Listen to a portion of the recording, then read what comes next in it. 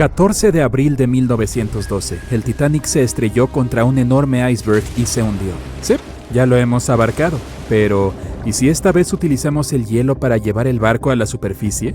Esto requiere varios miles de metros de malla metálica y un montón de nitrógeno líquido. Nuestro objetivo es meter al Titanic en un enorme bloque de hielo que eleve al barco a la superficie. Para ello hay que rodear el pecio en la red metálica y cubrirlo con nitrógeno líquido.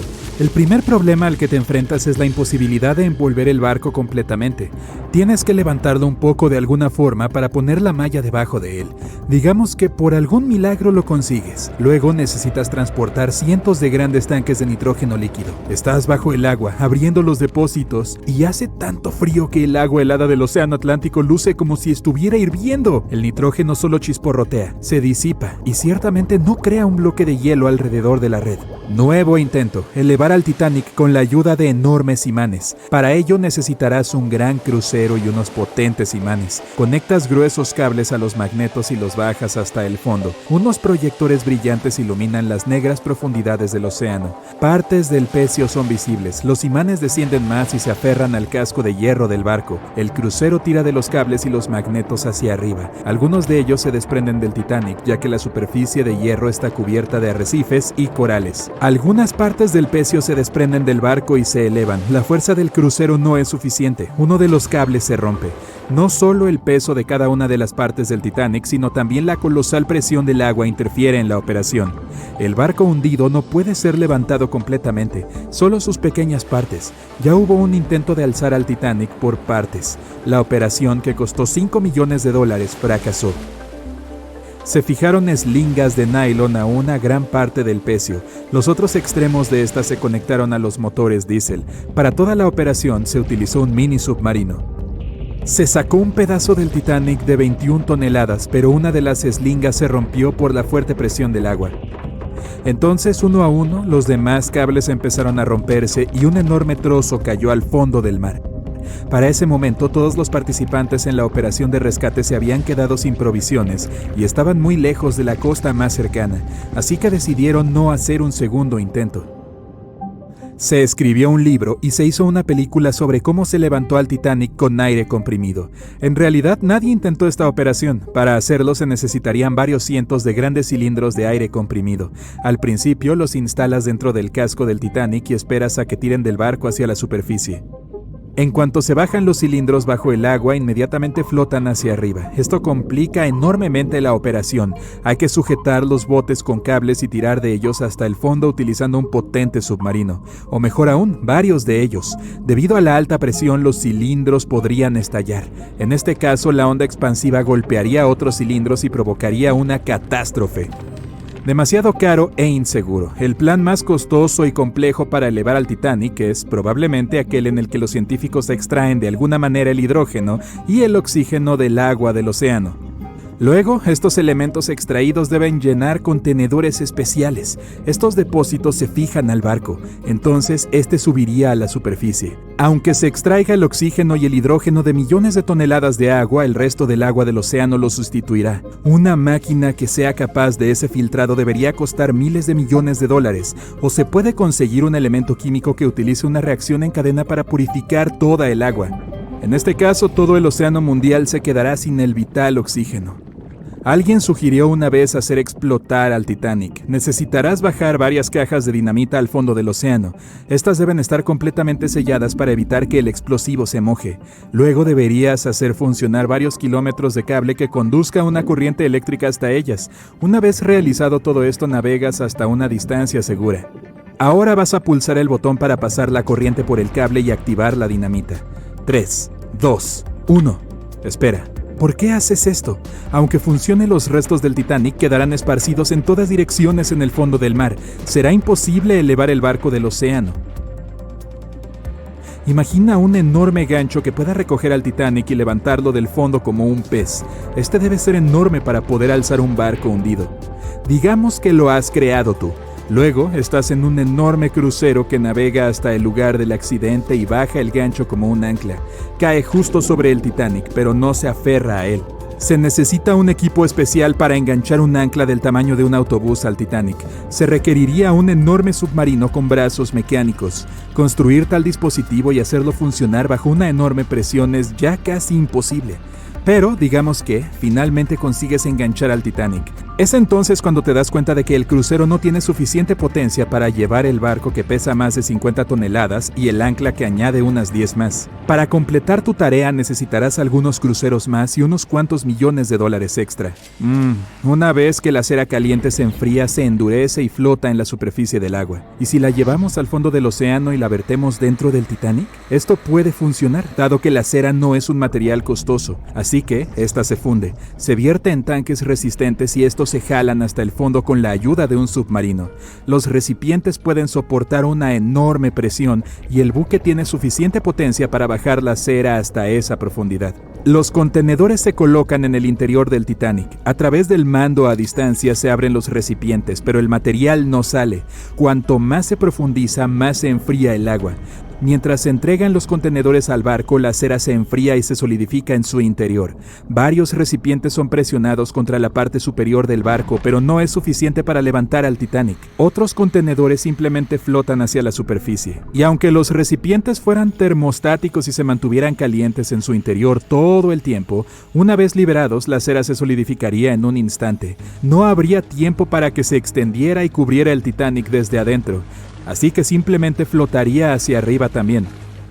Llenas varias bolsas grandes y resistentes con vaselina. Esta sustancia actúa como la cera en el frío, se vuelve sólida y flota. Quieres poner las bolsas por todo el Titanic y esperar a que la vaselina lo eleve. Se cargan los recipientes en el submarino y se desciende al fondo marino. No se puede llegar a algunas partes del barco debido a los corales adheridos. Decides descargar todas las bolsas en un solo lugar, pero en cuanto sacas la vaselina del submarino, los recipientes se rompen debido a la fuerte presión. Trozos sólidos de vaselina flotan hacia arriba empujados por el agua. Misión fallida. La idea más loca es llenar el Titanic con millones de pelotas de ping pong. Las pequeñas bolas de plástico llenas de aire deberían empujar el barco hacia la superficie, pero en cuanto empiezas a bajarlas al fondo, el plástico se aplana de inmediato y todo el aire de las esferas sale disparado. Puedes entregar las bolas dentro de un submarino, pero cuando las pongas dentro del Titanic, la presión las volverá a aplastar. También puedes crear bolas de material ultra ligero y fuerte y llenarlas de aire. En este caso necesitarás mucho más dinero. En cuanto pongas las esferas dentro del barco, algunas de ellas se colarán inmediatamente por los agujeros del navío. Y las restantes no serán suficientes para levantar el fondo de los restos del pecio que pesan más de 50 toneladas. Bueno, para estudiar al Titanic no hace falta bajar al fondo del mar. En internet se puede encontrar un mapa detallado en 3D que muestra el lugar del naufragio, así como el propio barco en el lecho marino. Para obtener una imagen realista del Titanic, los investigadores utilizaron tecnologías de sonar y robots submarinos, que tomaron más de 10.000 fotografías del barco hundido. Entonces, ¿tú qué piensas? ¿Dejarlo en paz? Sí, yo también. Llegaron nuevas fotos exclusivas del Titanic. Por mucho, las mejores hasta ahora. Durante gran parte de este siglo, esa enorme. Cuando aparecieron las primeras imágenes del naufragio del Titanic en septiembre de 1985, el mundo se detuvo. La gente se quedó pegada a la tele, viendo cómo el legendario barco reaparecía después de más de 70 años. ¿Que dónde se hundió el Titanic?, te preguntarás. Está ubicado a unos 650 kilómetros de la costa de Terranova, en Canadá. Este supuesto barco insumergible descansa en completa oscuridad a unos 3.800 metros, bajo la superficie. Sí, así de profundo está el Titanic. Pero incluso después de una caída tan larga hasta el fondo del océano, la parte frontal, conocida como la proa, todavía se ve sorprendentemente intacta. O sea, los barandales seguían ahí. Las cadenas del ancla también. Incluso las elegantes curvas del casco que quizá reconoces de fotos antiguas. Pero en las noticias casi no se hablaba de la popa en ese entonces. Y hay una razón por la que todavía casi no se menciona. Verás, estas imágenes eran algo más que solo fotos hipnotizantes y espeluznantes. Imágenes en video. Eran la prueba de lo que realmente pasó cuando se hundió el Titanic. Por fin estábamos obteniendo algunas respuestas sobre este desastre de 1912, cuando más de 1.600 personas perdieron la vida. Y antes de que lo busques en Google, ¿cuántas personas sobrevivieron al Titanic? Te lo digo yo, 706. Entre esos sobrevivientes, varios afirmaron que vieron cómo el barco se partía mientras se hundía. Otros insistieron en que se fue al fondo de una sola pieza, y al final, los investigadores les dieron la razón. En ese momento, los informes oficiales concluyeron que el Titanic se había hundido intacto. Así que, durante 73 años, esa fue la versión oficial, hasta que por fin vimos al Titanic en el fondo del océano. Cuando se publicaron las fotos submarinas del Titanic, lo confirmaron. Sí, el transatlántico de verdad se partió mientras se hundía. Y si acabamos de ver esas imágenes de la proa, eso significa que la popa también debe estar por ahí, ¿no? Bueno, más o menos. O sea, si la encontramos. Está a unos 600 metros de la proa, recostada en el fondo del océano. Así que, sí, existe. Pero, ¿por qué casi nadie habla de lo que le pasó a la popa del Titanic? Bueno, hay una gran razón para eso. Verás, la proa, incluso con todos los daños de golpear el fondo marino, todavía se ve reconocible. Muchos de sus interiores están sorprendentemente bien conservados. Y está recostada como si el barco siguiera su viaje. Pero la popa está destruida. Hoy es más bien un enredo retorcido de acero que casi ni parece un barco. Solo las partes más resistentes, como las hélices, los motores alternativos y el timón, han logrado mantener su forma. Pero el resto de la sección de popa se está deshaciendo en el fondo del mar. Sí, para entender por qué está en un estado tan terrible, tenemos que regresar a esa gélida noche del 15 de abril de 1912, la noche del naufragio del Titanic. Solo unas horas antes de la tragedia, el Titanic seguía navegando sin problemas por el frío Atlántico Norte. La popa estaba llena de vida, con familias platicando, música sonando, la vida siguiendo como siempre. Aquí se encontraban los camarotes de los pasajeros con los boletos más baratos. Por eso a los viajeros de tercera clase también se les conocía como pasajeros de steerage. Pero la popa no era solo para los pasajeros. También albergaba muchas de las áreas de almacenamiento del barco, incluidos los compartimentos de carga, cuartos de equipaje, cocinas, camarotes de la tripulación e incluso las zonas de ingeniería. Y quédate con ese dato, porque va a ser importante en un momento. Así que vayamos directo al momento en que el transatlántico chocó contra el iceberg. Cuando la proa empezó a hundirse, la popa se levantó poco a poco fuera del agua, poniendo una enorme tensión en la parte media del barco. Para eso de las 2 de la madrugada, las luces del Titanic parpadearon y luego se apagaron. Instantes después, el barco se partió en dos y la proa desapareció bajo las olas. La popa se asentó brevemente de nuevo sobre el agua antes de volver a elevarse, esta vez casi en posición vertical. Se mantuvo erguida unos segundos y luego comenzó su caída final. Como a las 2:20 de la madrugada, la popa desapareció bajo el Atlántico. El Titanic se había ido. Lo que estaba pasando bajo el agua eran dos escenarios completamente diferentes. Primero, la proa se fue llenando de agua lentamente y empezó a descender, casi navegando con suavidad como un submarino. Por eso logró conservar su forma y se mantuvo en gran parte intacta. Pero el colapso de la popa del Titanic fue una historia totalmente distinta. La popa quedó completamente abierta en la zona donde el barco se había partido. El agua entró por ese extremo abierto a una velocidad increíble. Esta inundación repentina hizo que la popa se precipitara hacia abajo mucho más rápido que la proa. La fuerza del agua creó tanta turbulencia que arrancó piezas y las esparció por todo el fondo del océano. Ahora, ¿recuerdas lo que dije antes sobre los espacios dentro de la popa? Esas enormes áreas de almacenamiento estaban muy abiertas y muchas tenían bolsas de aire. Así que cuando la sección de popa se separó, todavía tenía compartimentos llenos de aire atrapado. A medida que giraba hacia las profundidades, la presión del agua, cada vez mayor, fue aplastando esas bolsas una por una. La estructura alrededor empezó a implosionar, esparciendo pedazos de metal. Muebles, estatuas y pertenencias de los pasajeros por todo el fondo del océano. Por eso muchos expertos creen que la inmensa presión del agua hizo que esa sección colapsara mientras se hundía, y por eso hoy casi no podemos verla. Y ahora ya sabes la respuesta al misterio de la parte trasera del Titanic. No hablamos mucho de ella, simplemente porque casi no queda nada que ver. Es como una parte de la historia del Titanic que está demasiado rota, o duele demasiado, como para hablar de ella abiertamente. El lado del barco que de verdad se siente perdido. Y lamento decir esto, pero ese también es el futuro de la proa. O sea, no va a estar ahí para siempre. La forma icónica del naufragio está cambiando año tras año, y no precisamente para bien. La parte frontal del Titanic se está deteriorando, y un día desaparecerá por completo. Allá en el lecho marino, el Titanic soporta una presión enorme, casi 390 veces mayor que en la superficie. La buena noticia es que ya no quedan bolsas de aire dentro del barco, así que grandes implosiones no volverán a ocurrir. Pero la mala noticia es que ahora el propio peso del barco está ayudando a destrozarlo. A medida que esas 52,000 toneladas de acero se asientan lentamente en el fondo del océano, tuercen y jalan el casco. Las misiones con sumergibles ya han detectado grandes grietas que recorren las planchas de acero. E incluso las propias cubiertas están empezando a venirse abajo. Y hay algo más. El naufragio puede verse impresionante y tenebroso hoy, pero eso en realidad viene de una gruesa capa de bacterias y microbios que lo cubren. El problema es que poco a poco se están comiendo al Titanic. Sí, la mayor parte de la corrosión que ocurre allá abajo la causan las bacterias. Y eso está debilitando gradualmente toda la estructura. Las planchas de acero, vigas y soportes se están adelgazando cada año. Los científicos calculan que el barco pierde entre 130 y 200 kilogramos de hierro todos los días. Aún así, incluso a ese ritmo, el naufragio no va a desaparecer de la noche a la mañana. Los expertos creen que podrían pasar hasta unos 420 años para que el transatlántico desaparezca por completo. Hasta entonces, seguiremos viendo cómo se desarrolla este proceso triste pero natural.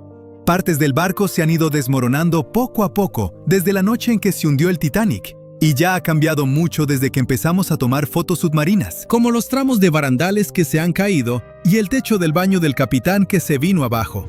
Por eso tantas expediciones ahora se enfocan en capturar imágenes y escaneos detallados del naufragio del Titanic, para preservar su memoria antes de que el océano se lo lleve todo. Es nuestra manera de mantener viva la historia, incluso mientras el tiempo y la naturaleza siguen trabajando en silencio. A lo mejor esas bacterias hambrientas pueden darse un descanso de su buffet, para que el Titanic pueda descansar en paz muchos años más. La piratería de hielo es como Piratas del Caribe, pero cambias los mares tropicales por aguas heladas. Y aquí el capitán no es Jack Sparrow, sino un glaciar enorme en la Antártida. Conozcan el glaciar Kohler Este. Su superficie tranquila y brillante puede parecer inocente, pero no se equivoquen. Es un pirata, y uno bastante hábil además. En vez de oro, ha estado robando hielo a sus vecinos a velocidad récord. Y los científicos no pueden creer lo que ven. Entonces, ¿qué es exactamente la piratería de hielo? ¡Arr! Es un tipo extraño de movimiento glaciar, donde un glaciar empieza a quitarle hielo a otro cercano. En vez de seguir su camino y deslizarse lento hacia el mar, de pronto cambia de rumbo y empieza a jalar hielo que era de su vecino. El glaciar pirata acelera, la víctima frena. El problema es que el equilibrio del hielo en la región podría perderse por completo. Aunque esto no es información nueva, los científicos conocen este comportamiento peculiar desde hace tiempo, pero solían pensar que este proceso tardaba cientos, quizá hasta miles de años. Ahora, algo muy extraño está pasando en la Antártida. Estamos viendo, por primera vez, un glaciar pirata en acción, y se mueve mucho, mucho más rápido de lo esperado. Todo empezó cuando investigadores de la Universidad de Leeds vieron imágenes satelitales tomadas entre 2005 y 2022. Querían analizar las tasas de flujo de 8 corrientes de hielo en la Antártida Occidental. Y sí, los glaciares se mueven. Piensen en ellos como enormes pilas de nieve que se volvieron hielo sólido con el tiempo. Este hielo cambia de forma lentamente, se desplaza y se mueve. Por eso a los glaciares se les llama ríos de hielo, porque fluyen de verdad. La gravedad lo provoca. El hielo se desliza lento y se deforma bajo su propio peso, gracias a la fuerza de gravedad. Y en cuanto a movimientos glaciares, pueden avanzar o retroceder. Si se acumula más nieve y hielo del que se derrite, se desprende o evapora, el glaciar avanza. Pero si pierde más de lo que gana, retrocederá. Y los glaciares también se mueven a distintas velocidades, dependiendo de cosas como la pendiente del terreno debajo. Pero si ese flujo acelera, bueno, son malas noticias para las comunidades costeras del mundo, porque significa que más hielo pasa de la Tierra al océano, lo que contribuye a la pérdida de hielo antártico y eventualmente al aumento del nivel del mar. Ahora, volviendo a la investigación reciente del hielo en la Antártida, el equipo calculó una velocidad del hielo usando una técnica de rastreo que mide cómo características visibles, como grietas o fisuras en la superficie, se desplazan con el tiempo, y hallaron que 7 de esos 8 glaciares antárticos habían acelerado. En promedio, duplicaron su velocidad desde 2005, dados los impactos de cómo cambia el clima de la Antártida, calentándose más y más cada año. Esto no es realmente una sorpresa. Pero aquí hay algo extraño. Un glaciar, solo uno, frenó. Hablamos del glaciar Kohler Oeste. Frenó cerca de un 10% durante el periodo de estudio. Pero, ¿cómo puede un bloque de hielo enorme simplemente meter el freno, por así decirlo? Para averiguarlo, los investigadores vieron los alrededores y ahí estaba, el culpable, el glaciar Kohler Este. Los expertos creen que el Kohler Oeste frenó porque fluye hacia su vecino pirata, el Capitán Barba Blanca. Digo, el Kohler Este. Ese se mueve mucho más rápido. De hecho, es uno de los glaciares más rápidos del área. Su velocidad ha aumentado unos 32 metros cada año durante el periodo de estudio. Ok, eso puede sonar lento, hasta para una tortuga.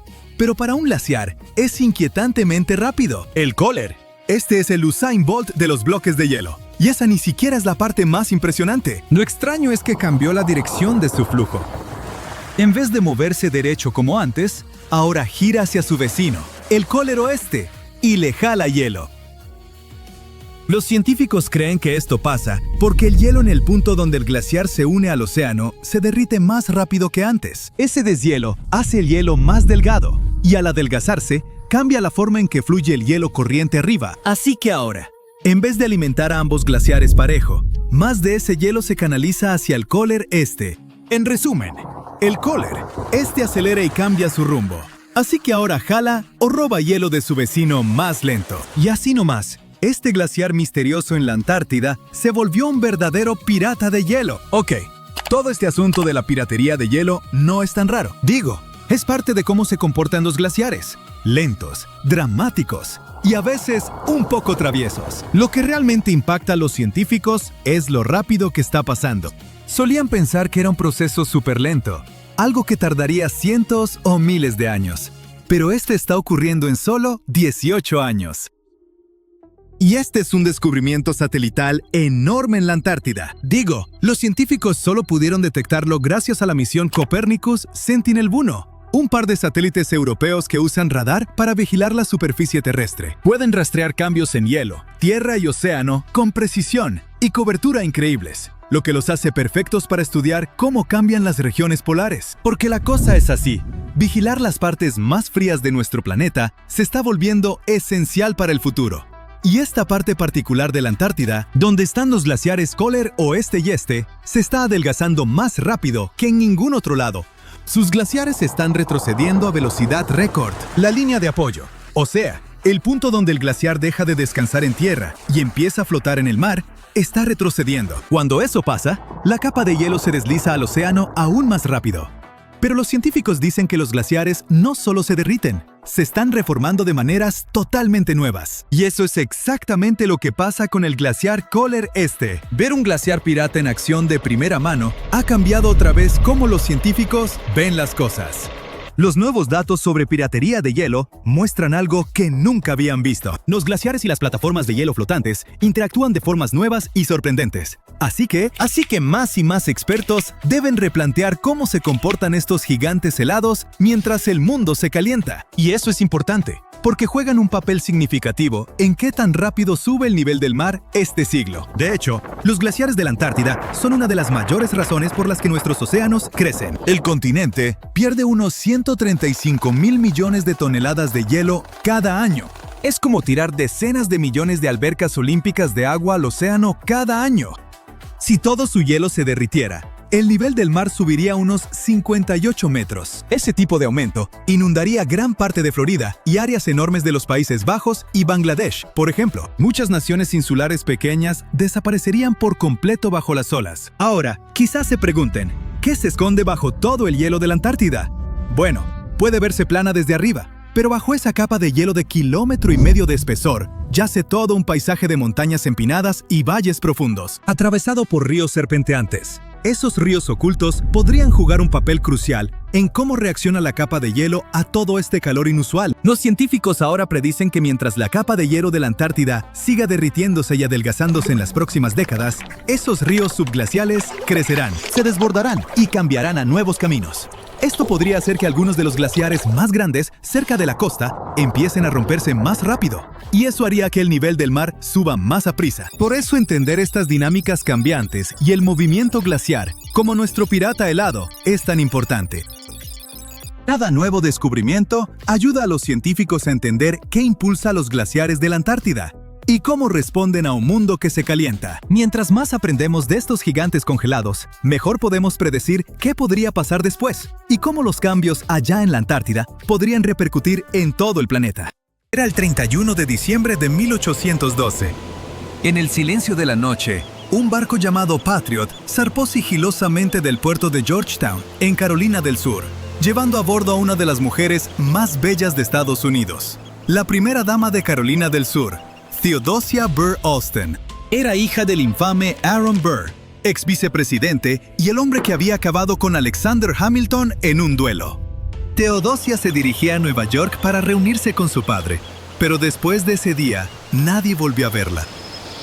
Theodosia era brillante, una de las mujeres mejor educadas de Estados Unidos en su época. Aaron Burr la adoraba y se aseguró de que recibiera una educación que rivalizara con la mejor que se ofrecía a los hombres. En un mundo donde casi nunca se les daban esas oportunidades a las mujeres, ella era como una joya excepcional. Hablaba varios idiomas, incluidos griego y latín.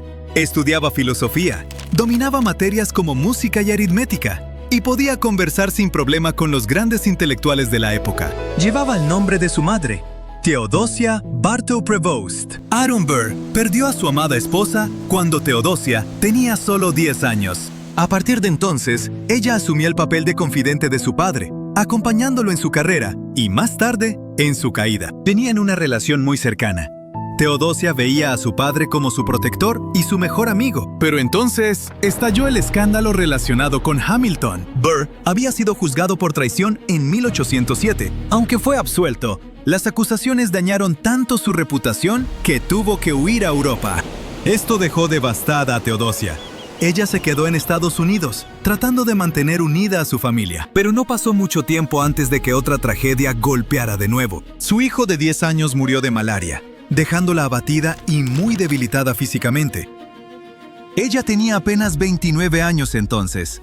Cuando Burr por fin regresó a Estados Unidos en 1812, le suplicó a Theodosia que fuera a verlo a Nueva York. Ella estaba decidida a volver a ver a su querido padre, sin importar los riesgos. Creía que solo su reencuentro podría darle consuelo. Las cosas no iban nada bien entre Gran Bretaña y Estados Unidos, que hacía relativamente poco se había independizado. Su esposo Joseph Alston, que acababa de convertirse en gobernador de Carolina del Sur, no podía acompañarla. Esto lo preocupaba profundamente.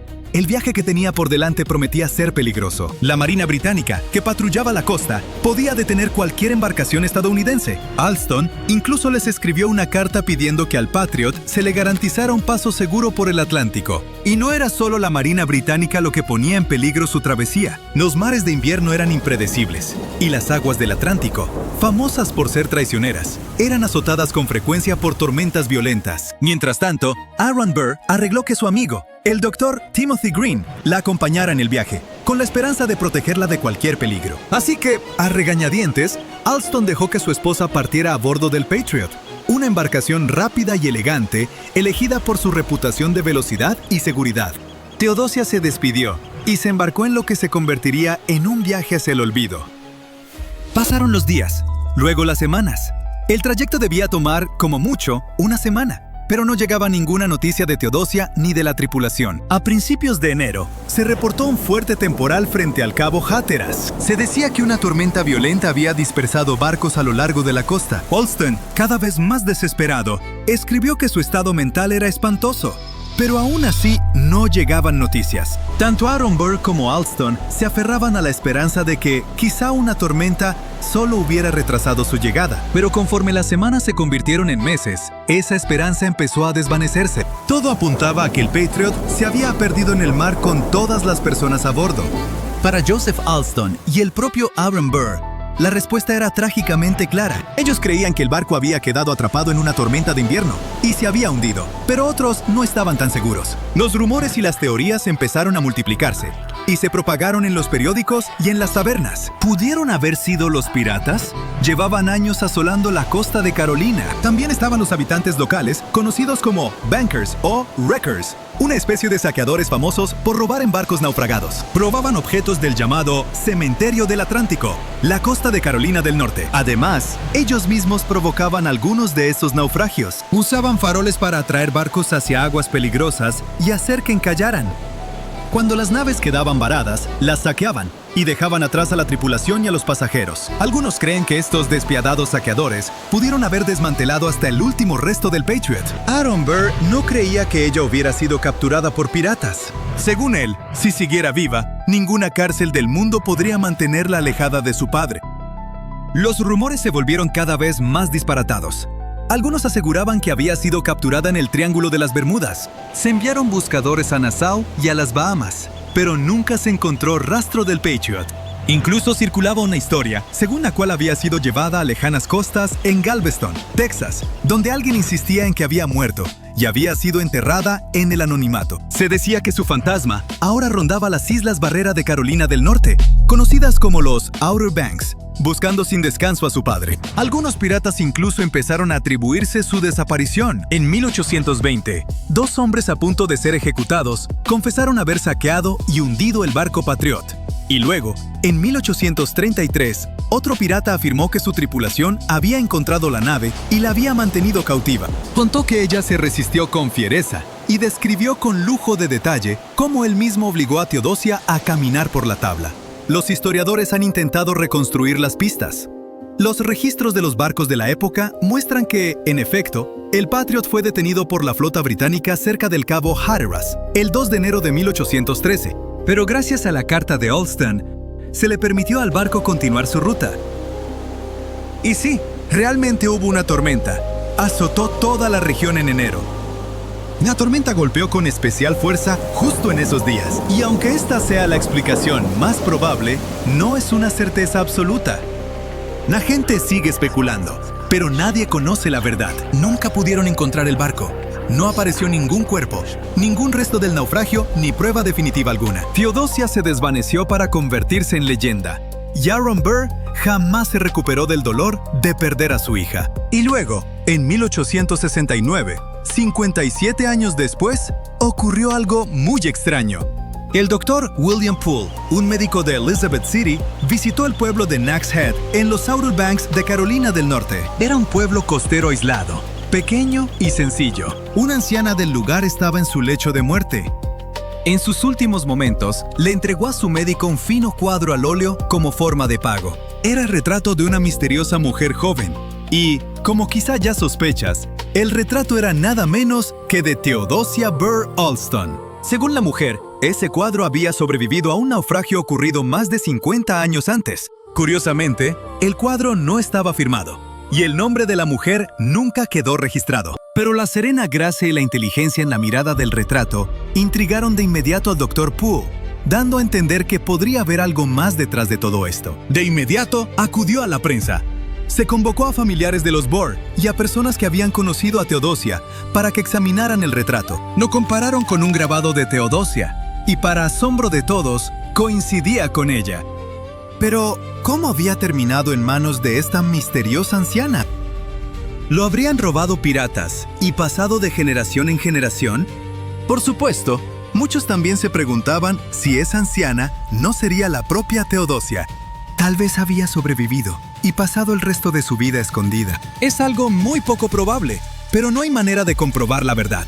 El cuadro en sí también era un misterio. ¿Cuándo se había pintado y quién lo había hecho? La mayoría supone que Teodosia mandó a hacer este retrato antes de partir y se lo llevó a bordo. Tal vez estaba pensado como un regalo para su padre, tras años de dolorosa separación. Pero el viaje del cuadro no terminó ahí.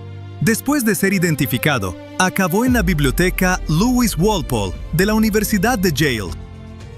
Permaneció ahí durante años y solo volvió a exhibirse en 2017 en una muestra especial en el Museo del Albemarle, en Carolina del Norte. Este retrato es la última pieza tangible de la historia de Teodosia. Pero incluso él plantea más preguntas que respuestas, y el relato sigue siendo un misterio hasta el día de hoy. Frente a las costas de Croacia, arqueólogos descubrieron hace poco algo sorprendente. Un camino de piedra perfectamente construido, todavía intacto, enterrado bajo capas y capas de lodo. Tiene casi 7.000 años de antigüedad. ¿Quién lo construyó? ¿Por qué? ¿Y a dónde llevaba?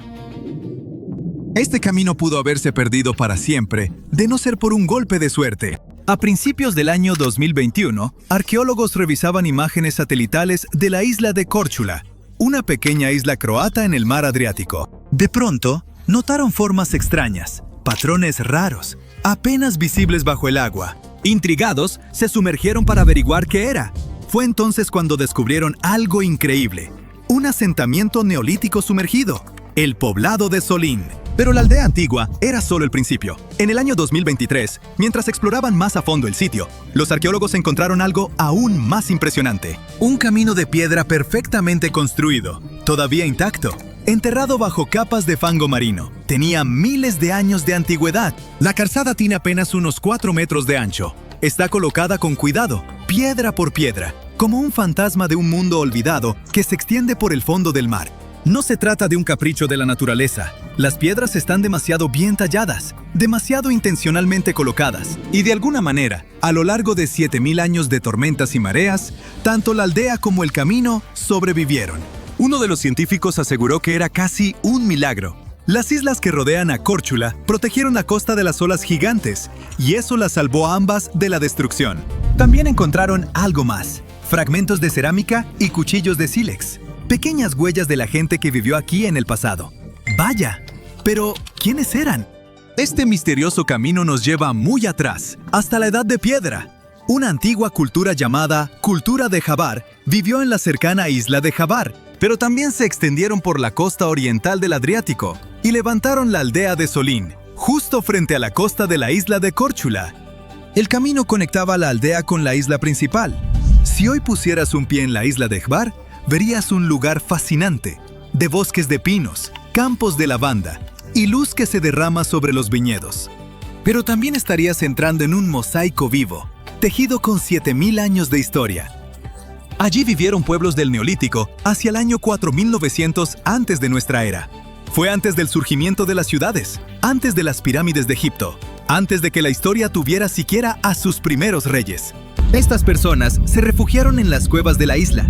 En lugares como la cueva Grabsheva y la cueva Markova, elaboraron delicadas cerámicas pintadas, algunas de las más antiguas de Europa. Este antiguo asentamiento llegó a estar lleno de vida, asentado junto a playas donde hoy solo rompen las olas. Quienes lo construyeron caminaban descalzos sobre sus piedras, cargando canastas de grano, herramientas y vasijas de barro llenas de agua o de aceite de oliva.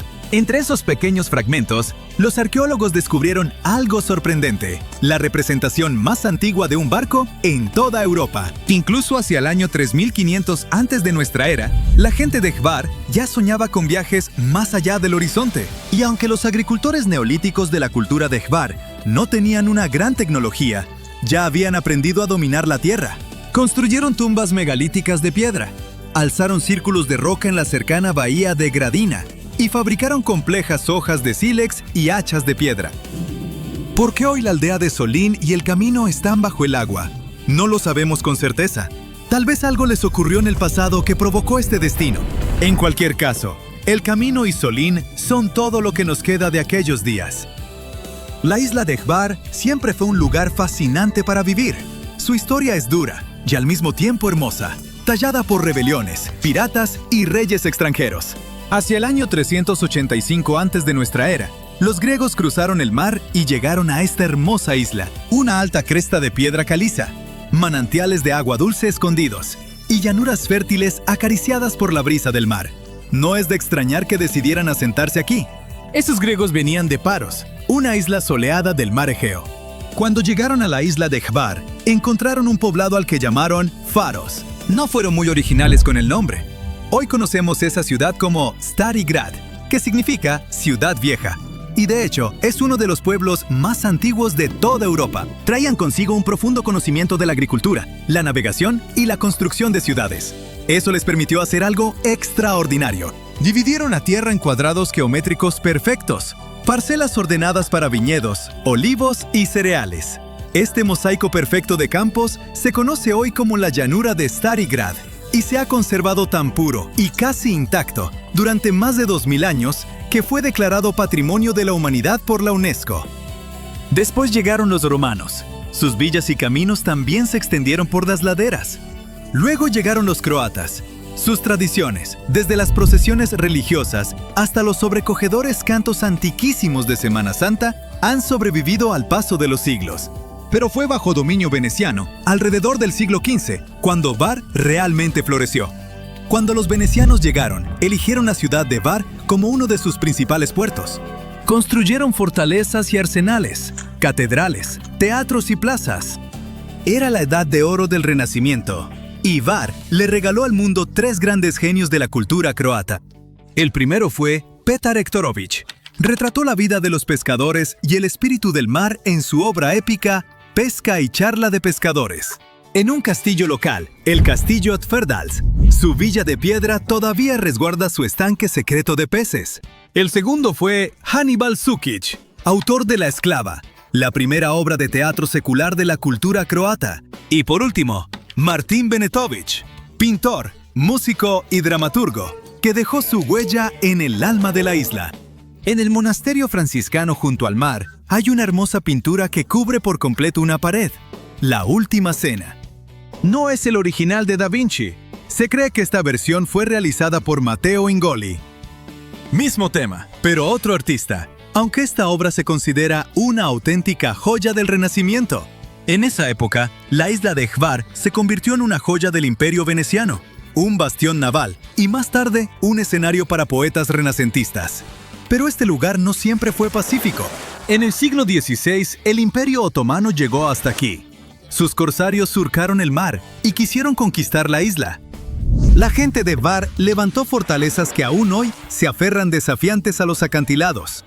Napoleón también pasó por aquí, pero ni siquiera todo eso logró apagar el espíritu de Hvar. La vida siempre regresaba a los campos.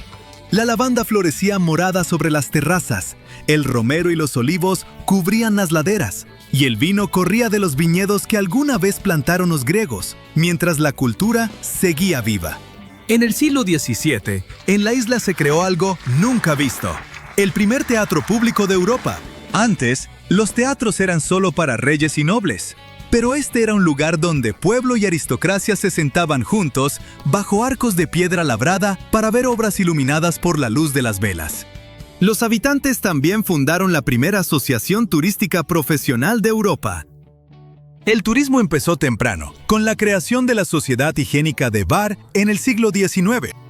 Hoy Hvar es conocida como la Isla de la Lavanda y está coronada como la reina de las Islas Dálmatas. En la Plaza de San Esteban se alza la Catedral de San Esteban. Su campanario, también construido en pleno Renacimiento, alguna vez dio la alarma ante los ataques otomanos. En el convento benedictino, lejos de las miradas de casi todos, las hermanas tejen encaje de agave.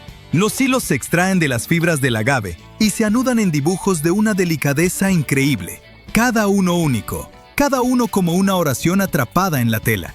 En lo alto del pueblo, todavía se ven los antiguos cañones apuntando al mar, y debajo de ellos, el destello de las islas Pakleni extendiéndose como pequeñas esmeraldas. Hay más horas de sol al año que en casi cualquier otro lugar de Europa, y una historia riquísima en cada fiesta, en la belleza de las procesiones de Semana Santa y en las antiguas canciones que viajan en la brisa del mar.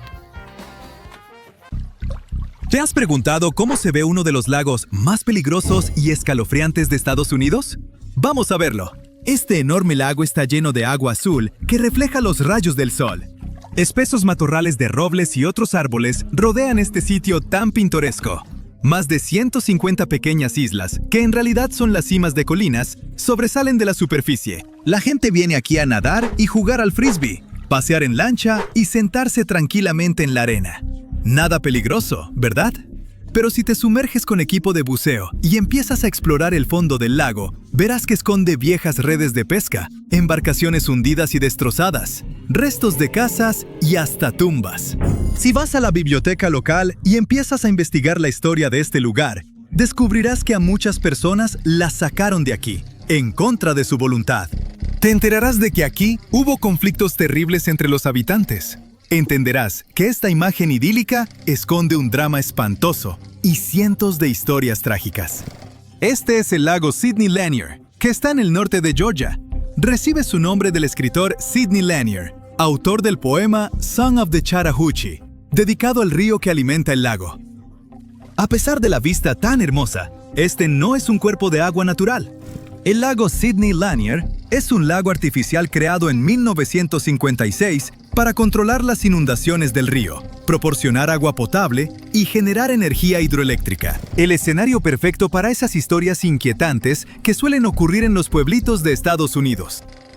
Antes de que se construyera el lago, vivían aquí unas 700 familias.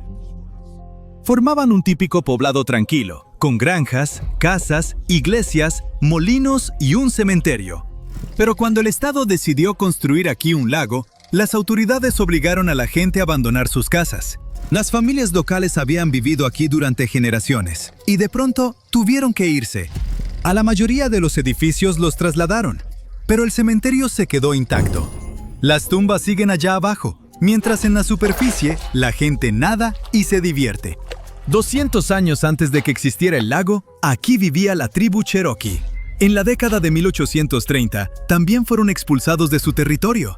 Luego, en la primera mitad del siglo XX, hubo un conflicto muy grave entre los habitantes. Las razones de ese conflicto son bastante escalofriantes, así que no vamos a detenernos en ellas. Pero es importante señalar que más de 1000 personas resultaron afectadas por ese conflicto y se vieron obligadas a abandonar sus hogares. Así que estamos frente a un lugar donde han ocurrido episodios trágicos en 3 ocasiones, y donde, a lo largo de la historia, mucha gente ha salido lastimada. Claro, no hay pruebas científicas de que esos hechos hayan afectado al lago. Pero si hablamos de un plano espiritual o kármico, ahí tú decides qué pensar. El lago Lanier es considerado uno de los lagos más peligrosos de la historia. Aquí han muerto ahogadas o han desaparecido unas 500 personas desde 1956 y casi 200 desde 1994. Cada año, alrededor de 11 millones de turistas visitan las orillas del lago. Más o menos la misma cantidad de personas visita el Museo del Louvre en París. Pero no creas que aquí pasan tantos accidentes solo porque viene demasiada gente. A unos 50 kilómetros al oeste hay otro lago muy visitado, Altoona, y cada año recibe una cantidad similar de turistas. Pero allá ocurren casi 3 veces menos accidentes. Por alguna razón, en el lago Lanier, la gente se ahoga y las lanchas de motor chocan con frecuencia. No hay temporadas con más o menos accidentes, así que la causa de estas tragedias podría estar escondida bajo el agua. En el fondo, hay muchas embarcaciones hundidas, redes de pesca, pueblos sumergidos y tumbas. Tal vez, cuando alguien se sumerge aquí, se enreda en las redes, queda atrapado entre los escombros o se golpea con las rocas. Las lanchas de motor pueden no ver a los turistas que pasan en colchones inflables y chocar contra ellos. El agua del lago no es muy transparente, lo que complica la búsqueda de las personas desaparecidas. Y además está la leyenda de que en este lago habitan espíritus. Los lugareños hablan de fantasmas que salen de las tumbas e intentan arrastrar a los vivos bajo el agua. Otros cuentan historias de los 27 fantasmas de quienes se han ahogado en el lago a lo largo de los años y cuyos cuerpos no se han encontrado. Pero la leyenda más aterradora quizás sea la de la Dama del Lago. En 1958, 2 amigas, Della Mae Parker Young y Susie Roberts, subieron a su auto. Fueron a una gasolinera, llenaron el tanque, no pagaron la gasolina y se dirigieron al lago. La tarde empezó divertida, pero se convirtió en una noche terrible. Las chicas se salieron del puente mientras cruzaban el lago y desaparecieron. Durante todo un año, nadie supo qué les había pasado, pero muchos pensaban que el lago se las había tragado. Un día, un pescador local fue al lago a pescar, y de pronto vio un cuerpo con un vestido azul flotando cerca del puente. Estaba en muy mal estado, así que el examen forense no pudo determinar la identidad de la persona. Pero muchos habitantes estaban seguros de que se trataba de Parker Young. Ese día, algunas personas la vieron pedirle prestado ese vestido a Roberts y ponérselo. Pero, ¿dónde estaba la otra chica? ¿Y por qué no aparecía el auto? Unas décadas después, en 1990, las autoridades descubrieron un viejo sedán Ford en el fondo del lago. Sacaron el auto y dentro encontraron el cuerpo de Susie Roberts. Después de esta tragedia, los habitantes empezaron a contar historias aterradoras sobre cómo una transparente Parker Young, con su vestido azul, agarra a los transeúntes de la ropa e intenta arrastrarlos al agua. Entonces, ¿qué tenemos ahora? En este lago han ocurrido 3 hechos terribles en los últimos 200 años, que han afectado a miles de personas. En el fondo del lago hay un viejo cementerio, que las autoridades decidieron no mover. Allí se ahogaron 2 chicas. A primera vista, estos hechos no parecen estar relacionados con los accidentes actuales. Pero siendo sinceros, en el fondo todos sentimos y entendemos esa conexión. Los lugares con una energía tan pesada y un pasado así pueden influir en el presente. Algunos escépticos discutirán esto, pero seamos honestos, casi nadie compra una casa donde ha ocurrido algo terrible y trágico. Hoy el lago Lanier es más popular que nunca. Millones de turistas, vistas hermosas y días de campo. Nada sospechoso. Pero aún así, hay que tener cuidado. Solo tienes que entrar a internet y leer sobre los accidentes que ocurren allí. Esa gente que desapareció nunca imaginó que sus vacaciones terminarían en tragedia. Así que mantente muy alerta si decides venir. Ahora terminemos nuestro video con algo misterioso, pero más alegre. ¿Qué tal un lago que desaparece en Irlanda del Norte? Vas, nadas, tomas fotos increíbles y decides regresar para hacer un picnic con tus amigos. Vuelves al día siguiente con tus amigos, pero ¡sorpresa! Ya no hay lago. ¿Desapareció? Tus amigos se enojan muchísimo. Hicieron todo el camino hasta allí por lo que parece una broma tonta. Sientes que te estás volviendo loco. Bueno, tranquilízate. ¿Estás bien? Sí había un lago. De hecho, sigue ahí. Solo que tiene una curiosa particularidad geológica. 3 arroyos alimentan este lago, pero ninguno de ellos puede salir. El lago se llena muy rápido y cuando llega a cierto nivel, simplemente se vacía como el agua de un inodoro. En el fondo del lago hay grietas tapadas con turba y restos de basura. Funcionan como tapones de bañera, pero cuando hay demasiada agua, esos tapones se sueltan y el lago se escurre bajo tierra. Así que relájate y vuelve otro día, cuando se esté llenando de nuevo. El camino que lleva al lago está ligeramente elevado sobre el terreno para que la gente pueda caminar por ahí. Antes, este camino quedaba bajo el agua y luego volvía a aparecer. Y no te sorprendas si una noche ves una vieja carreta tirada por caballos sobre ese camino. De verdad se ve tétrica y espeluznante. La leyenda dice que hace más de 100 años, una carreta con caballos cruzaba este lago, cuando el nivel del agua estaba muy alto. La carreta se hundió, y desde entonces, los habitantes cuentan historias de miedo sobre ese fantasma. Hola, ¿qué tal? Tengo un misterio para ti. ¿Sabías que en algún lugar del Océano Atlántico hay una isla que no aparece en las guías de viaje? No hay resorts ni turistas. Aún así, de alguna manera tiene seguidores. No existe, pero sí tiene nombre. Algunos mapas la muestran, otros ni se toman la molestia. Está en el punto donde empieza todo el mundo, y se marca con 2 ceros, y se bautizó con 1. Esta es la historia de Null Island. Un punto que está exactamente en 0 grados de longitud y 0 grados de latitud. Pero antes de poder explicarlo bien, un breve recordatorio de cómo funcionan las coordenadas. Los mapas están llenos de líneas que ayudan a orientarse. Las que van de lado a lado se llaman latitud.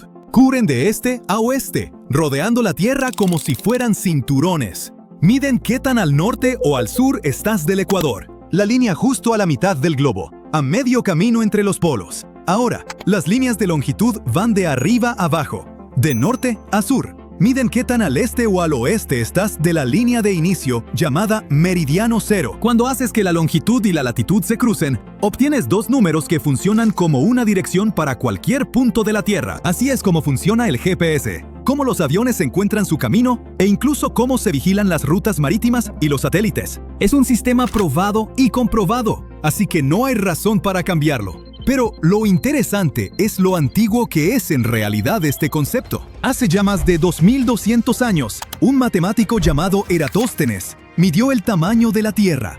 No necesitó barcos ni satélites para hacerlo. Notó que en una ciudad el sol no proyectaba sombra al mediodía, mientras que en otra ciudad, mucho más al norte, ese mismo sol sí proyectaba una sombra. Al medir el ángulo de esa sombra y conocer la distancia entre los 2 lugares, calculó la circunferencia de la Tierra y, sorprendentemente, su resultado fue casi exactamente el que seguimos usando hoy. Con el tiempo, propuso la idea de dividir el globo en líneas. Unos 100 años después, otro matemático, Hiparco, usó un círculo de 360 grados para asignar números a cada lugar. Luego, en algún momento de la era de las exploraciones, cada país usaba su propio punto de partida, lo que hacía la navegación muy confusa. Esto fue así hasta que, en 1884, personas importantes llegaron al acuerdo de que la línea cero de longitud del mundo pasaría por Greenwich, en Inglaterra. Ahora, tenemos una sola cuadrícula universal.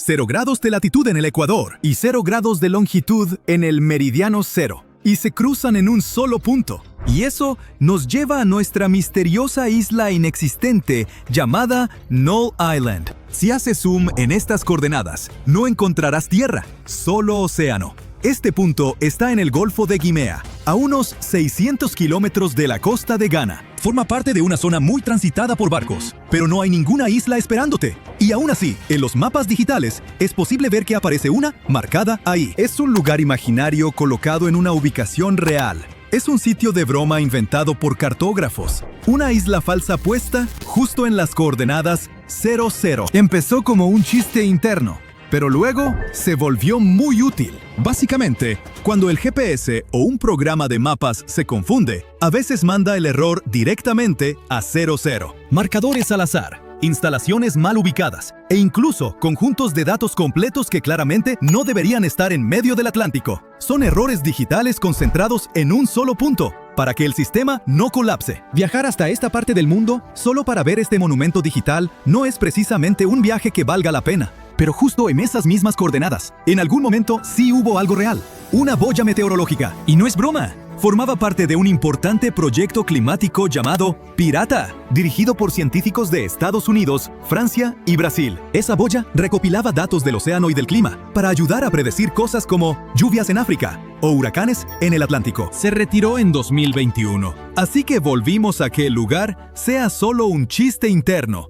¡Qué coincidencia! Que en 00 no haya literalmente nada extraordinario. Sin embargo, sí hay coordenadas buscables con cosas raras, inquietantes o sorprendentes que puedes encontrar en Google Earth. Lugares como Nagoro, en Japón. A primera vista, parece un pueblito de montaña muy tranquilo, pero si miras con más atención, notas que la gente ahí no se mueve. Y es porque, en realidad, no son personas, son muñecos, más de 350 de ellos. Una mujer del lugar colocó cada uno para representar a un vecino que había fallecido o se había mudado. Uno para su padre, uno para un compañero de clase y uno para un agricultor en los campos. Ahora, los muñecos superan en número a los humanos y convierten este lugar en un hermoso y escalofriante museo de recuerdos al aire libre, a menos que te den miedo los espantapájaros de tamaño real. En ese caso, se siente más como una película de terror. Luego está el llamado Lago de Sangre, cerca de Bagdad.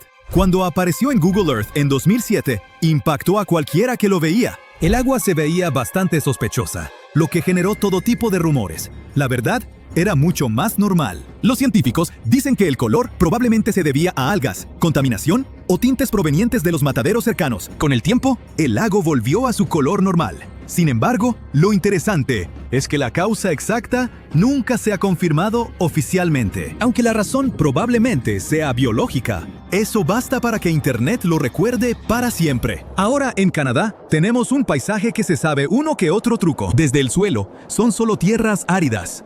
Nada más que colinas y valles erosionados. Pero si elevas un dron para verlo desde arriba, verás el contorno perfecto de un rostro humano con un tocado indígena. La gente apenas empezó a notar esto a principios de los 2000, cuando las imágenes satelitales se hicieron accesibles para todos. Durante años, los habitantes locales pasaron caminando o manejando junto a él, sin pensar que hubiera nada fuera de lo común. Nadie lo esculpió. El viento y la lluvia hicieron el trabajo durante miles de años. O quizá solo sea el espíritu del lugar luciéndose. De cualquier forma, es una coincidencia increíble. Esto se parece al desierto sudanés, donde hay una formación rocosa apodada los labios humanos.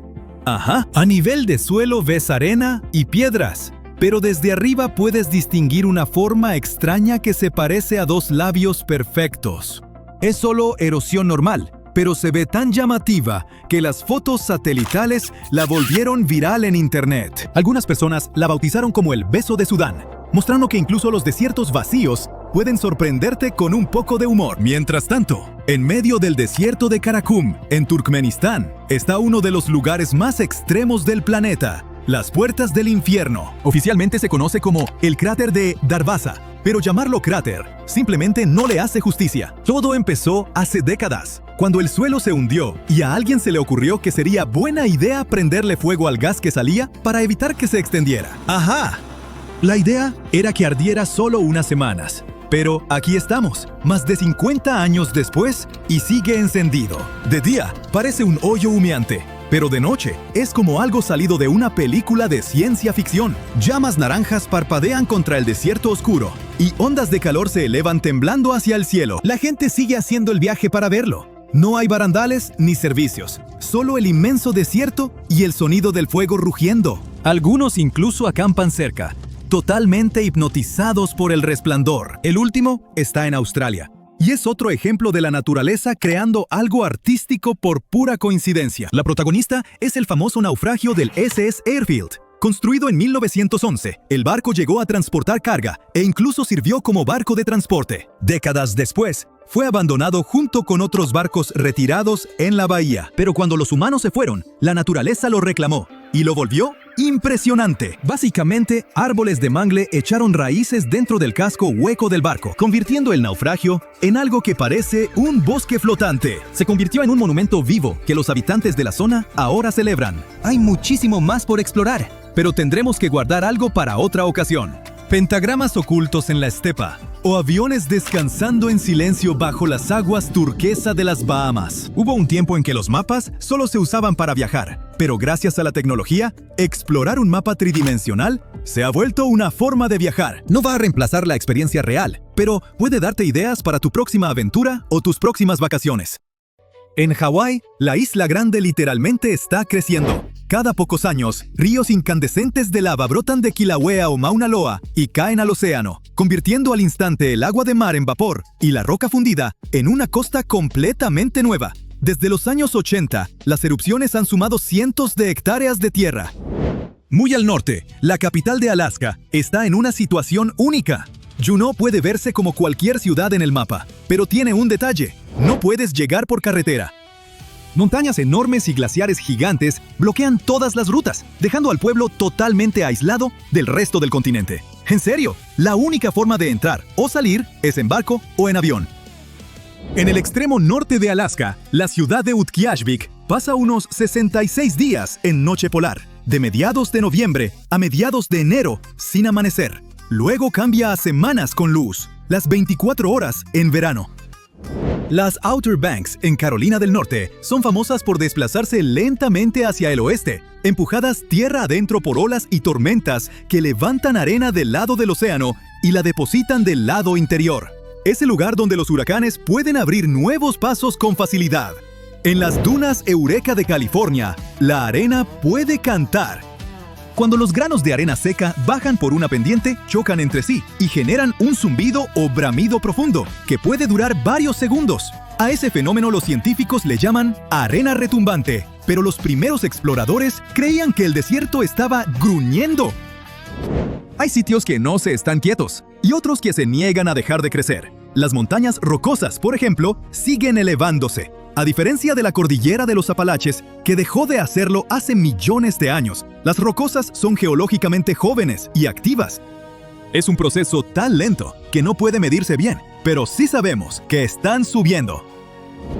¿Sabías que los ríos no siempre se conforman con su rumbo? En el siglo XIX, el río Chicago desembocaba directo en el lago Michigan, hasta el punto de llegar al suministro de agua potable de la ciudad. Tras años de aguas negras y enfermedades, los ingenieros pensaron algo original. Hicieron que el río corriera al revés.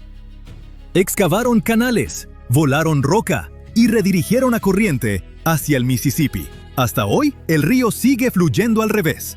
Kentucky es famoso por estar dividido entre dos usos horarios. La mitad occidental usa la hora del centro y el este la hora del este. Así que puedes ganar o perder una hora solo por cruzar el centro del estado.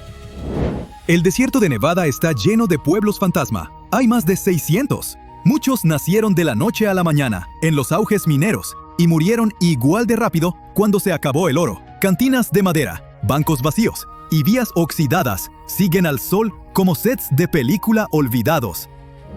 Y un pueblo fantasma con fuego debajo. En Pensilvania hay un lugar llamado Centralia, que arde desde 1962. Una veta de carbón bajo el pueblo se incendió y nunca se apagó. Obligó a casi todos a mudarse. El suelo aún humea hoy.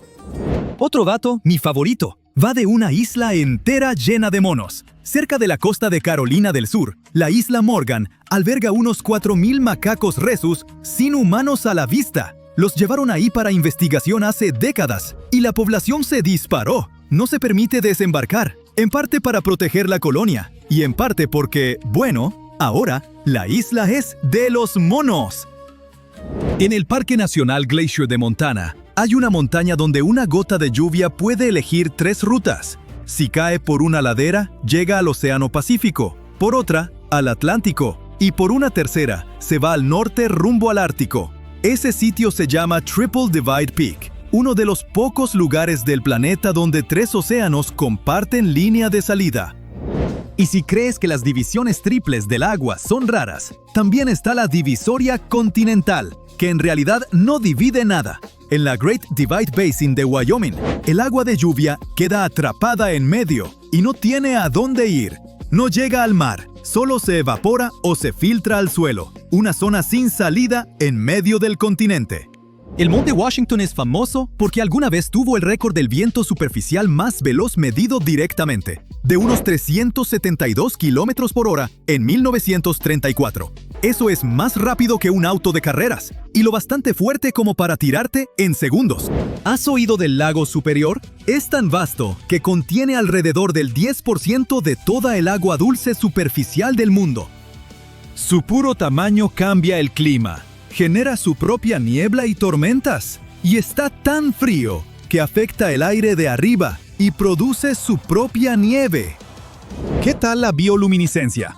En la laguna Indian River de Florida, microorganismos llamados plancton bioluminiscente iluminan el agua por la noche, que se vuelve de un azul eléctrico suave cuando la agitas. Es una vista rara y hermosa. En medio del desierto rojo de Utah, hay un puente natural tan grande que parece obra de gigantes. Se llama Landscape Arch, una cinta de piedra que se extiende por casi 90 metros, de extremo a extremo. Es casi tan largo como una cancha de fútbol americano, y en su punto más angosto, tiene apenas un par de metros de grosor. Una sección se vino abajo en los años 90, y hoy es tan frágil que los senderistas solo pueden admirarlo a distancia.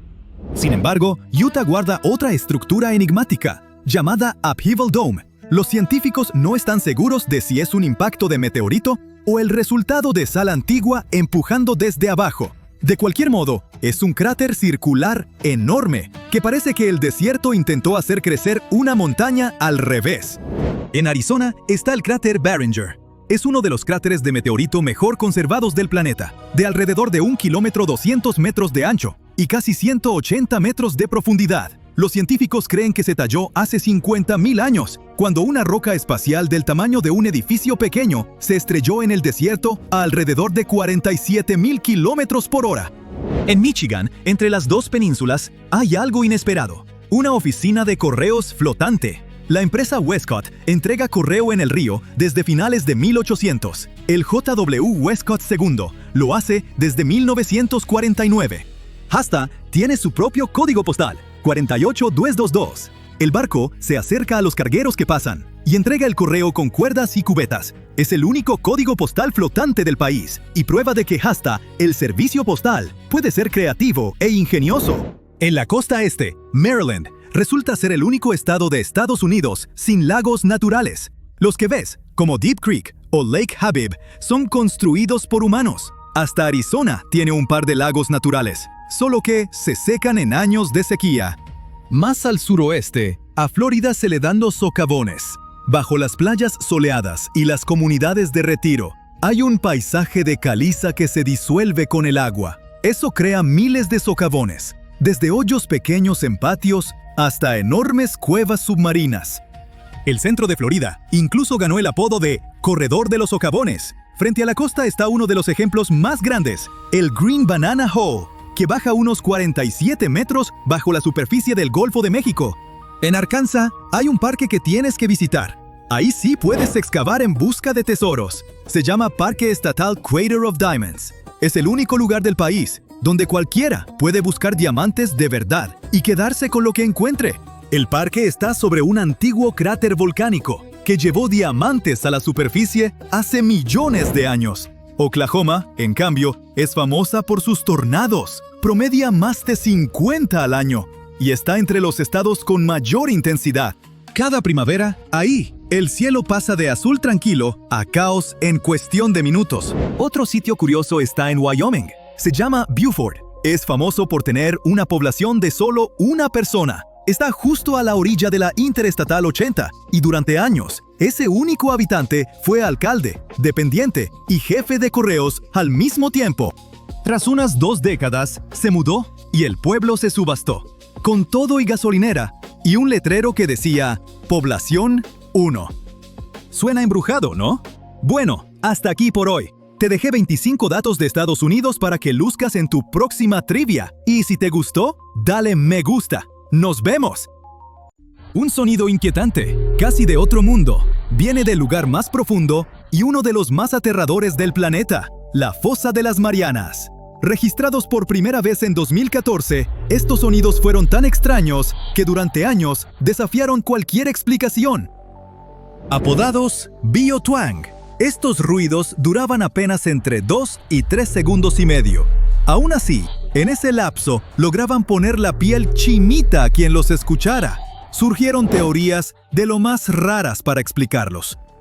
Algunos decían que podía ser el grito de un monstruo de las profundidades, una señal de vida extraterrestre, o algo aún más inquietante. Pero los científicos creen que por fin dieron con la verdad, y tiene que ver con criaturas marinas salvajes. A casi 11 kilómetros de profundidad, la Fosa de las Marianas es la zona más oscura y remota del Océano Pacífico. Muy pocas personas se han atrevido a bajar a sus profundidades aplastantes y sigue siendo uno de los lugares más misteriosos del planeta.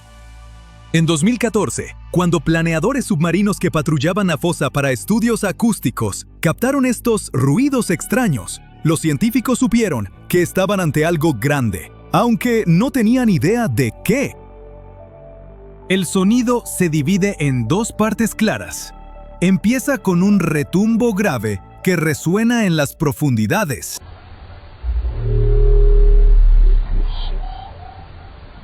Y luego, una serie rarísima de chasquidos metálicos.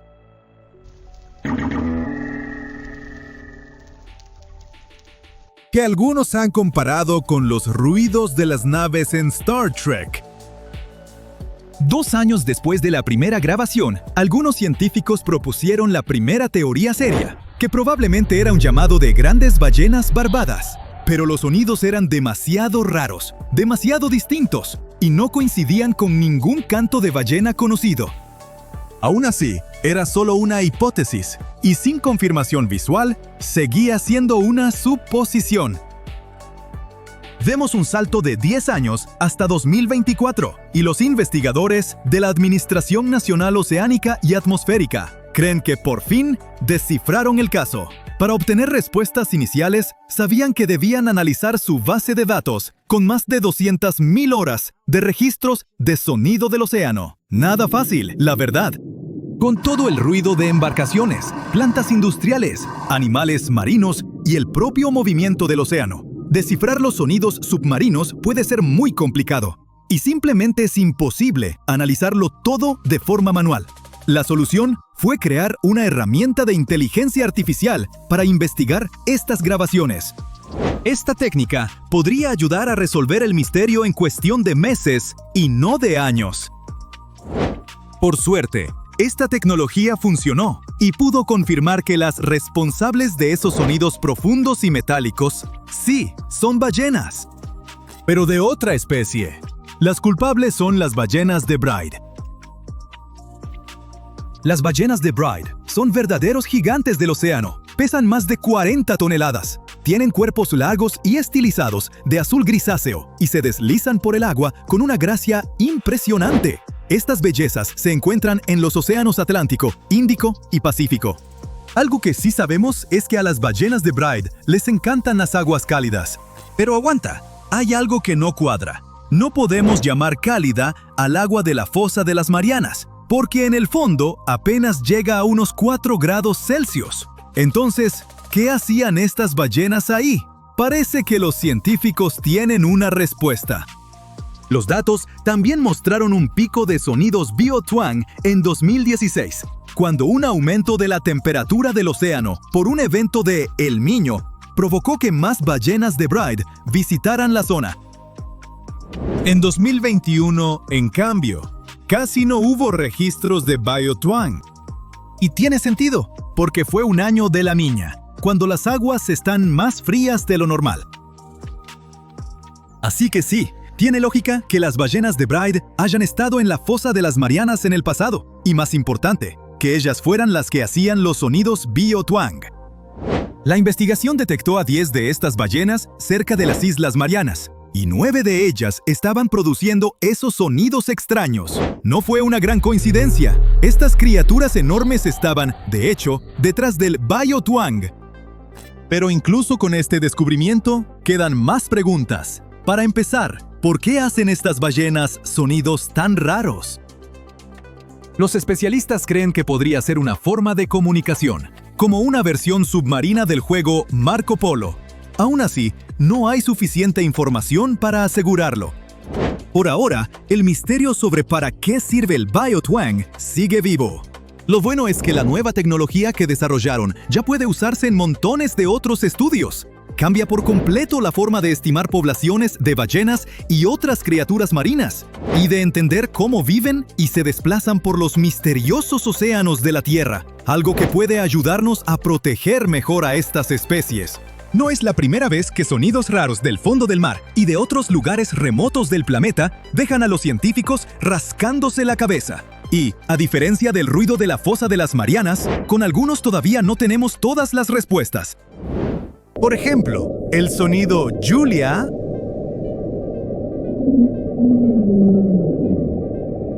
que se grabó en el Pacífico Ecuatorial en 1999. Duró alrededor de 2 minutos y sonaba como un gruñido largo y grave. Durante años, se desataron teorías de lo más locas para explicarlo, preguntándose si sería alguna criatura marina que aún no descubríamos. Al parecer, probablemente fue un iceberg gigante que encalló cerca de la Antártida, pero nadie ha confirmado esa teoría con 100% de certeza. Y luego están los famosos sonidos de Siberia. En los años 80, un grupo de científicos que perforaba en Siberia supuestamente grabó lo que creyeron que eran gritos y gemidos que venían de lo profundo de la Tierra.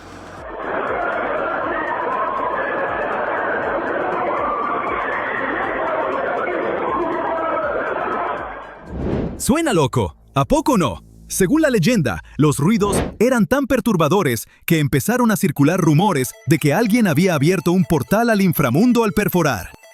Sea o no sea verdad, la idea de perturbar por accidente algo antiguo y escalofriante bajo tierra sigue siendo una historia que pone la piel chinita. Ahora, uno de los misterios marinos más famosos es el bloop. Este ruido se registró por primera vez en 1997 y llamó muchísimo la atención. Fue tan fuerte que se convirtió en uno de los sonidos submarinos más potentes jamás grabados. Como ningún animal conocido puede emitir algo así, algunos incluso especularon que podría ser un monstruo marino enorme, quizá hasta un calamar gigante. El bloop se captó con una red de micrófonos submarinos en el Océano Pacífico. Y hoy, los científicos creen que probablemente provino de sismos de hielo, eventos que ocurren cuando grandes icebergs se agrietan y se fragmentan. Aunque esa explicación es la más sólida desde la ciencia, la leyenda de que el bloop está ligado a alguna criatura marina enorme y desconocida sigue aferrada a la cultura popular. Otro sonido que lleva años confundiendo a los científicos es el upsweep. Este sonido raro viene resonando en el Pacífico desde 1991. Está hecho de largos barridos que pasan de frecuencias bajas a altas, una y otra vez.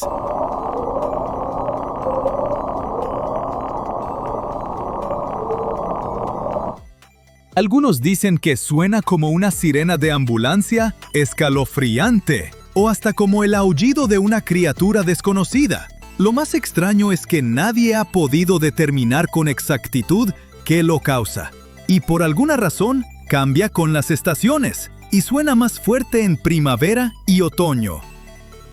Lo verdaderamente raro del upsweep es que no tiene las variaciones de tono que esperarías de algo vivo, como las ballenas u otras criaturas marinas. Por eso, algunos científicos creen que podría estar ligado a actividad volcánica submarina.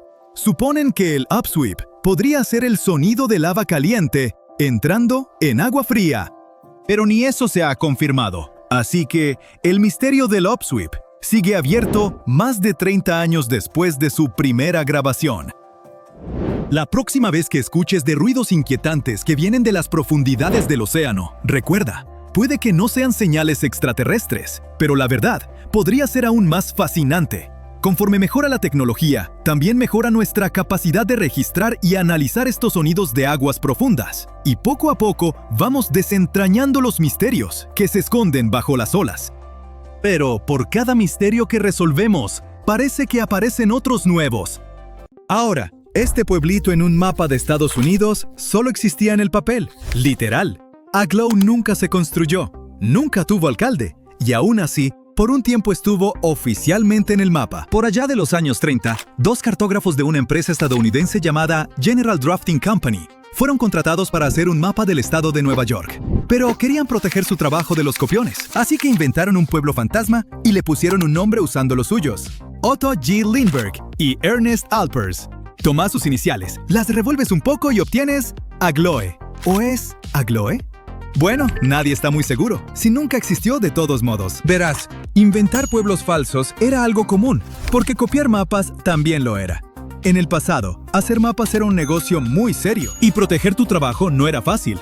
Así que los cartógrafos se pusieron astutos. Empezaron a agregar pequeñas trampas, calles falsas, lagos inventados, hasta pueblos completos para detectar copiones. A estos detallitos les llamaban calles trampa o pueblos de papel.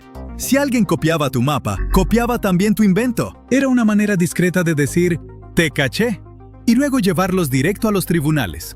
Luego pasó lo más chistoso. Unos años después, otra compañía publicó un mapa con Aglow ahí. Cuando los confrontaron, dijeron que no era falso, que justo ahí había una tienda llamada Anglo General Store. Resultó que alguien había visto el nombre del pueblo en un mapa y decidió abrir una tienda con ese nombre. Hoy la tienda ya no existe. Y Aglow volvió a ser solo un cruce solitario de caminos en las montañas Catskill. Ahora, a veces aparecen tierras falsas en los mapas de Estados Unidos no a propósito, sino por simples errores de cartografía. Toma la isla Filipo, por ejemplo. Esta misteriosa isla con nombre elegante aparecía con orgullo en los mapas del lago superior, aunque nunca existió. En el siglo XVIII, unos viajeros franceses andaban ocupados explorando los grandes lagos, cuando vieron, o creyeron ver, 4 islas por ahí. Digamos que sus métodos no siempre eran muy precisos, pero un cartógrafo francés llamado Jacques-Nicolas Belin no lo sabía. Confió en sus notas de viaje y dibujó la isla Philippe en un mapa que hizo en 1744. El problema es que otros cartógrafos confiaron en el trabajo de Belin y copiaron la isla en sus mapas también. En poco tiempo, la isla Filipo era tan real como cualquier lugar, al menos sobre el papel. Permaneció en los mapas oficiales, confundiendo viajeros hasta bien entrados los años 1820. Fue entonces cuando unos exploradores por fin revisaron y se dieron cuenta. Oye, aquí no hay nada, solo agua y ya. Hoy, los historiadores creen que todo fue una confusión. Probablemente los exploradores la confundieron con Isle Royale, una isla real que es parte de Michigan. Se describían como 2 islas más o menos del mismo tamaño, pero en realidad siempre fue solo una. Siguiente parada, Nothing. Así como lo oíste, Nothing es el nombre real de un pequeño pueblo fantasma en Arizona. Si alguna vez manejas por la Ruta 93 entre Wickiup y Wickenburg, pon atención a las torres a lo largo del camino. En una de ellas solía haber un letrero de madera pintado con letras rojas que simplemente decía Nothing. Ojalá que todavía siga ahí. Ese lugar marca lo que queda de un asentamiento que alguna vez tuvo esperanzas, en medio del ardiente desierto. Por allá de 1977, un hombre llamado Richard Buddy Kenworthy decidió fundar su propio pueblo. Construyó Nothing prácticamente de la nada. El lugar tenía una gasolinera y una tiendita, y ya. Luego agregó un gran letrero amarillo que declaraba con orgullo: el pueblo de Nothing, Arizona, población 4. Y sí, ese fue su punto más alto. Solo 4 habitantes. Estoy seguro de que hasta tu mesa en la cena familiar ha visto más gente. Pero bueno, en mayo de 2005, Kenworthy recogió sus cosas y se fue. Y Nothing quedó oficialmente abandonado. 3 años después, su famosa gasolinera empezó a venirse abajo. Pero algunos fans, supongo que así podemos llamarlos, decidieron devolverle la vida a Nothing. Hasta hubo una pequeña pizzería funcionando ahí por un tiempo. Pero no duró mucho. Para 2011, Nothing ya era pues nada otra vez. Y hoy es uno de los pueblos abandonados más famosos de Estados Unidos. Y ya que hablamos de pueblos abandonados, algunos se perdieron con el tiempo, otros por algo mucho más peligroso, como Centralia, en Pensilvania. De lejos, todo parece estar bien, pero si te acercas, notarás algo extraño. Calles agrietadas, humo saliendo del suelo, y ni una sola persona a la vista. Eso es porque Centralia no solo está abandonado, ha estado en llamas por más de 60 años. Todo empezó por ahí de 1962. Aunque hubo muchas teorías sobre cómo comenzó el incendio, las consecuencias son bien conocidas. Las llamas se extendieron al laberinto de túneles de minas de carbón que corrían bajo el pueblo, causando devastación a su paso. Se abrieron grietas en el suelo, lanzando columnas de humo y gases tóxicos al aire. Y el fuego nunca se detuvo. Así es. Al principio nadie le dio mucha importancia, sobre todo porque todo estaba pasando bajo tierra, fuera de la vista. Pero pronto, el humo empezó a filtrarse por la tierra. Luego, en 1981, se abrió de repente un enorme socavón bajo los pies de un niño de 12 años. Por suerte, alcanzó a agarrarse de una raíz de árbol y sobrevivió. Pero esa fue toda la prueba que los habitantes necesitaban, de que el fuego no se iba a ir. Los expertos advirtieron que el incendio subterráneo podría seguir ardiendo por más de 250 años. Y por eso, la mayoría de los 1000 habitantes de Centralia decidió que era hora de hacer maletas e irse. Hoy viven ahí menos de 10 personas, que se niegan a mudarse. El resto es casi un pueblo fantasma, con calles vacías y cimientos que se desmoronan. Ya ni siquiera tienen código postal. Bajo todo eso, el carbón sigue ardiendo silenciosamente, haciendo de Centralia uno de los pueblos olvidados más escalofriantes de Estados Unidos. Y ahora quizá te preguntes, ¿cuántos pueblos como estos hay por ahí en Estados Unidos? Bueno, muchos. Solo en Texas se calcula que hay unos 511 pueblos fantasma que hoy están completamente desiertos. Y luego está Nevada. Se cree que ahí hay más de 600 pueblos fantasma, muchos de ellos abandonados después de las fiebres del oro y de la plata de los 1800 y 1900. La gente se mudó ahí para trabajar en las minas. Y cuando las minas cerraron, se fueron. Pero los pueblos abandonados y los errores en los mapas no son algo exclusivo de Estados Unidos. Incluso en la era de los satélites y Google Earth, todavía hay ciudades falsas que logran colarse en los mapas de todo el mundo. Uno de los ejemplos modernos más famosos es un lugar llamado Argleton. Por ahí de 2008, un tipo llamado Mike Nolan estaba revisando Google Maps, viendo la zona donde creció en West Lancashire, Inglaterra. Entonces, vio una ciudad llamada Argleton. Pero algo no le cuadraba. Recordaba que ese lugar no era más que un campo de cultivo cerca de la casa comunal del pueblo. Tal vez lo cruzaba un caminito, pero hasta ahí. Definitivamente no había una ciudad real ahí. Y tenía razón. Fue un error total. Nadie sabe exactamente cómo llegó ahí, pero llegó. Pero ya ni te molestes en buscarlo. Argleton fue eliminado oficialmente de Google Maps en mayo de 2010. E incluso si hoy buscas sus antiguas coordenadas, solo verías un terreno vacío y lodoso. Está bien, quizá Argleton haya sido falso, pero vaya que tuvo muchos fans. Cuando la gente lo descubrió en línea por primera vez, se volvió medio loca. Y luego llegaron todos los chistes. Había gente que de verdad vendía recuerdos que decían: visité Argleton y todo lo que conseguí fue esta playera. Algunos restaurantes locales hasta ofrecían Pay Arbleton. Y los ingredientes eran, bueno, nada. Lo creas o no, incluso hoy, todavía puedes encontrar en línea mercancía que celebra al pueblo fantasma de Google más famoso del mundo. Bueno, hasta aquí nuestro recorrido por los pueblos fantasma más extraños en los mapas de Estados Unidos y más allá. Así que dime, ¿alguna vez has estado en una ciudad abandonada? ¿Alguna vez has descubierto lugares escondidos en el mapa que ni siquiera deberían existir? Bueno, Comparte tu historia en los comentarios aquí abajo.